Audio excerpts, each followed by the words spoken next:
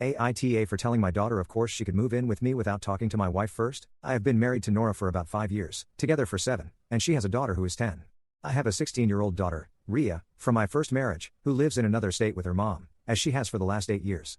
It was kind of a complicated situation where both of us were being transferred for work, we were already divorced, and we agreed my ex would take Ria, and I would fly her out once a month for a weekend and have her every summer/every other holiday.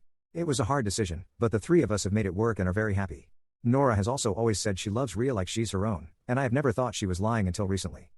Without getting into it in too much detail, Ria has been experiencing extreme bullying from boys at her school, and the school's response has been abysmal for the level of harassment. My ex and I have been in constant contact with the school, and the situation has only gotten worse all semester. Nora knows about all of us and has been very sympathetic when Ria was talking about it here over Thanksgiving.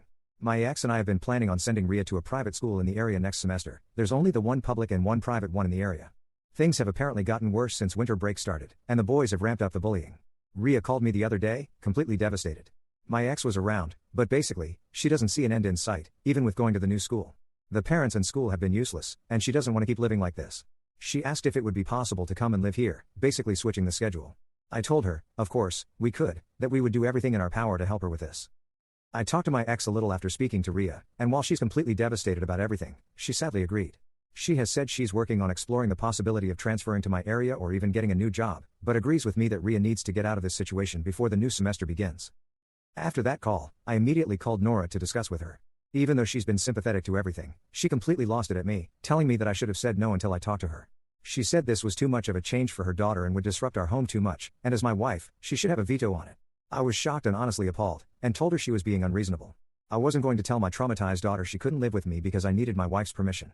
She hung up on me. That night I came home and she had sent her daughter to her mom's, and she tried basically laying down. She didn't sign up to be a full-time stepmom. She was saying no to Ria moving in, and if I insisted on still going through with it then she would have no responsibilities towards Ria, and if I asked her for help she'd say no.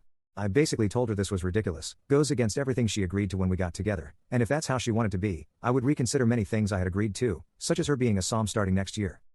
She kind of gave up/calmed down after that, especially because when her mom dropped her daughter off, she told us, without her daughter there, that Nora was being ridiculous and she was ashamed of her.